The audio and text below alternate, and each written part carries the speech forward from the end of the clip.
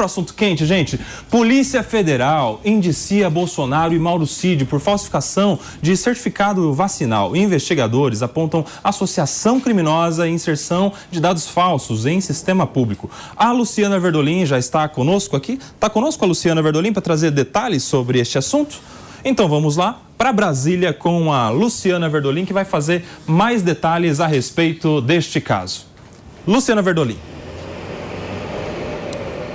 Bom dia, Kobayashi. Bom dia para o pessoal que está no estúdio, que está acompanhando a gente em casa. Olha, foram ao todo, além de Bolsonaro, Mauro Cid, outras 15 pessoas também foram indiciadas pela Polícia Federal. Agora, o que acontece? Esse caso vai para a Procuradoria-Geral da República, que vai analisar todos os dados, todas as denúncias, para ver se prossegue ou não essa investigação. Qual que é o problema? É o problema, uma suposta associação criminosa para fraudar cartões de vacina do ex-presidente Jair Bolsonaro, de Cid e de familiares. Inclusive, a mulher de Mauro Cid também aparece na lista dos indiciados por conta da suposta participação nesse esquema. Antes do presidente Lula tomar posse, no iniciozinho do ano passado, o ex-presidente Jair Bolsonaro foi para os Estados Unidos, isso ainda em 2022, no final de 2022. E na época, era necessário apresentar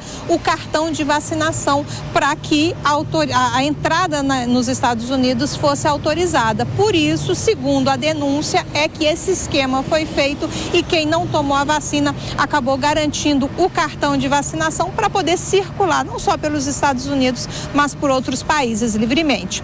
O ex-presidente Jair Bolsonaro nega. Ele conversou hoje cedo com o nosso repórter aqui de Brasília, Bruno Pinheiro, e voltou a negar. Diz que todo mundo sabe que ele não tomou a vacina contra a Covid-19, não acredita na vacinação e que isso não é novidade para ninguém. Disse também que a intenção de incluir nesse indiciamento o nome do deputado Gutenberg Reis é para garantir que esse caso fique no Supremo Tribunal Federal o tempo todo, porque Gutenberg, o deputado, tem o chamado foro privilegiado. Então a investigação tem que ser feita aqui em Brasília, dentro do Supremo Tribunal Federal.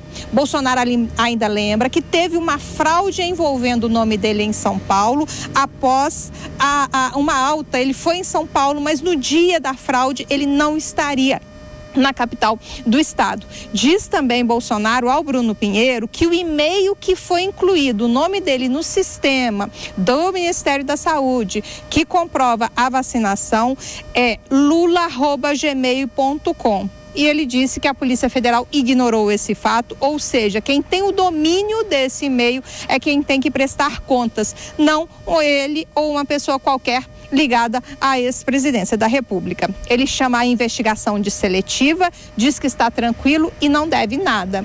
O advogado de Bolsonaro, Fábio Van Garden, também reclamou. Ele disse o seguinte: os vazamentos continuam aos montes, ou melhor, aos litros no país. E é lamentável quando uma autoridade, segundo Fábio Van Garden, usa a imprensa para comunicar ato formal que, logicamente, deveria ter revestimento técnico e procedimento, ao invés de midiático e parcial. A defesa de Bolsonaro tem reclamado muito, Kobayashi, de que não tem acesso, seja aos inquéritos, seja às investigações e agora a esse pedido de indiciamento, que só há pouco a Polícia Federal divulgou o relatório oficial completo desses pedidos, que envolvem aí 17 pessoas. Tá aí informações da Luciana Verdolim, direto de Brasília, sobre a decisão da polícia de indiciar Bolsonaro, Mauro Cid e mais um deputado federal pelo caso da falsificação do cartão de vacina. Obrigado, viu, Luciana? Meus amigos, vamos discutir sobre isso, Mano Ferreira. Para começar, sobre essa informação do Bolsonaro. Ele está dizendo o seguinte: todo mundo sabe que eu não tomei vacina. Mano Ferreira. Pois é. Primeiro, bom dia, Koba, bom dia aos colegas, bom dia à nossa audiência. É meio estranho, assim, meio distópico, quando a gente lembra o básico, né? Que tivemos uma pandemia que matou mais de 700 mil brasileiros e que foi contida graças à vacina, e tivemos, ao longo dessa pandemia, um presidente que se orgulha de dizer que não tomou a vacina. É uma coisa que a gente ainda, um dia, quando passar essas paixões políticas, vai olhar para trás e pensar que loucura nós vivemos, né? Nós vivemos uma pandemia e um presidente do Brasil que se orgulha de ter negado a vacina. Isso é o primeiro registro. Segundo, bem, o que a gente precisa analisar é se, de fato, o sistema foi fraudado. Isso aí já há provas, o sistema foi fraudado para beneficiar o presidente Bolsonaro. Então, há elementos suficientes para que ele seja investigado. Se vai ser condenado ou não, aí o processo precisa continuar a apuração para saber qual o nível de participação do ex-presidente Bolsonaro nesse esquema. Mas que houve fraude no sistema, houve.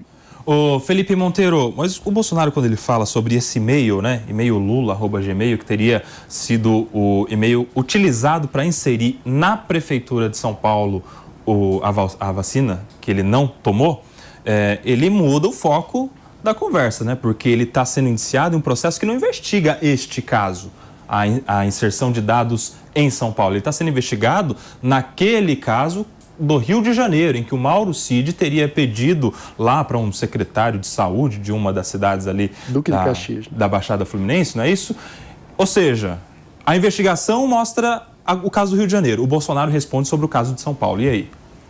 Não, assim, Koba, sendo bem sincero, né, em relação ao fato em si, dá para você ver que tem vários problemas essa investigação, inclusive de narrativa também. Não é? É muito complicado para um brasileiro normal ver, por exemplo, que o ex-presidente Bolsonaro está sendo processado pelo crime de inserção de dados falsos numa base pública federal, não é?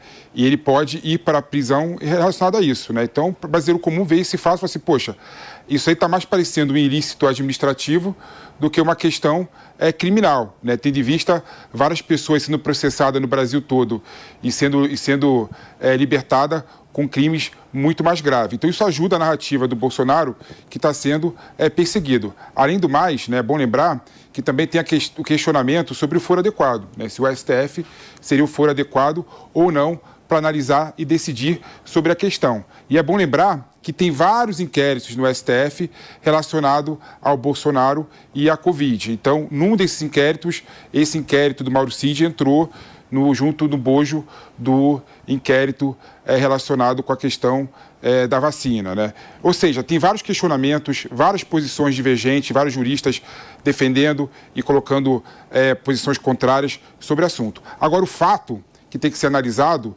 é se o Bolsonaro se beneficiou ou não se beneficiou pela inclusão desses dados falsos. Se realmente o Bolsonaro entrou nos Estados Unidos portando a cartão de vacinação, documentando de forma ilegal, né, irregular, que ele havia tomado vacina, isso é um crime, não é? Então ele tem que responder por isso.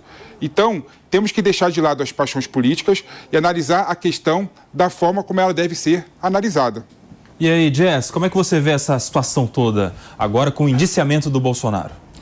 Então, eu acho que eu sinto saudade de quando a Polícia Federal fazia indiciamento com assuntos mais sérios, envolvendo ex-presidentes da República, políticos, como os casos de desvio e corrupção.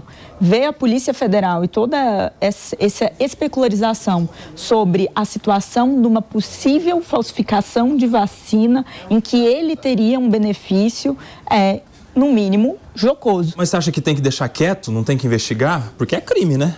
Eu acho que tem que investigar sim. Mas aqui eu acho que um detalhe muito interessante não vale apenas a gente ver o benefício que ele poderia ter tido, mas sim se ele teve autoria, se ele solicitou e coisas disso. E até agora, mesmo com indiciamento, nada mostra que ele, de fato, sabia, solicitou. Então, ele precisa ter autoria. Ainda que em algum cenário o Mauro Cid o tenha feito de maneira ilegal, que ele responda. Mas a grande questão para esse indiciamento, eles deviam também ter mostrado para a gente aonde estaria o envolvimento, a autoria, o pedido, a solicitação. Embora possa sim ter havido algum grau de benefício. Mas temos que investigar sempre. Só que a grande questão o tipo de investigação, o foro onde isso está ficando.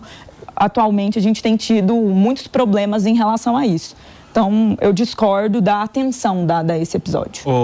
Mano, a Jess falou um negócio interessante aqui, que ainda que o Mauro Cid tenha feito, em relação ao Mauro Cid especificamente, tem todas as digitais dele, né? Porque a gente acompanhou na época em que isso começou a repercutir, em que a representação da Polícia Federal, principalmente, foi divulgada, troca de conversas do Mauro Cid, que na época era o ajudante de ordens do presidente Bolsonaro, primeiro com o cara do estado do Goiás, para ver se ele conseguia um cartão, o cara conseguiu só o cartão, mas não conseguiu inserir no sistema, aí ele deixou quieto esse cara e foi para o Rio de Janeiro, lá no Rio de Janeiro ele conseguiu a inserção dos dados no sistema, primeiro para a família, e um ano depois só, é que ele, de repente, pediu também para o Bolsonaro, não sei o que estou falando, são as conversas de WhatsApp que a Polícia Federal colocou na representação contra o Mauro Cid, e aí fica muito claro a participação do Mauro Cid nesse caso. O Bolsonaro, a gente não tem essas conversas de WhatsApp e tal. Exatamente. Em relação ao Mauro Cid, a gente está falando de batom na cueca, né? Está falando de todas as provas disponibilizadas, já públicas, as trocas de conversa, o sistema de fato foi fraudado, de fato foi adulterado, o pedido de fato existiu, tudo isso já é público. A questão é, esse beneficiamento do presidente Bolsonaro, ele sabia ou não sabia? Essa história de presidente que não sabia me soa familiar. Não é uma novidade no Brasil. A gente, quando um caso chega próximo do presidente, a narrativa vira, não, o presidente não sabia. O auxiliar braço direito, que convivia diariamente com ele, fez algo para beneficiá-lo, mas ele não sabia. É um argumento meio pueril do ponto de vista político. A gente até pode discutir os aspectos jurídicos, ok, talvez não tenha ainda uma prova de que o Bolsonaro pessoalmente pediu para o Cid. E, do ponto de vista jurídico, tudo isso é necessário para que haja, de fato, uma condenação. É preciso provar efetivamente, não estou discordando disso. Mas, do ponto de vista político, a gente está falando do braço direito operacional do Bolsonaro fazendo algo que beneficiou ele. Ô, Felipe, agora voltando aqui para essa palavra do Bolsonaro que está no nosso GC aqui, ó, o mundo sabe que eu não tomei vacina, quando ele disse que, olha, não é segredo para ninguém, todo mundo sabe que eu não acredito, eu não tomei vacina, mas o crime não é enganar o povo, né? O crime é enganar o sistema. Esse que é o problema. Não, e aí? A questão é essa. Esse discurso do Bolsonaro não tem nada a ver com a ação. Né? Ninguém está discutindo se ele tomou ou não tomou a vacina. A discussão é se ele adulterou a base de dados da vacinação para poder portar o cartão de vacinação como se ele tivesse tomado a vacina e ele conseguisse entrar nos Estados Unidos. E ele entrou nos Estados Unidos numa época que era proibido entrar nos Estados Unidos sem a vacina. E olha a ironia da questão, Koba.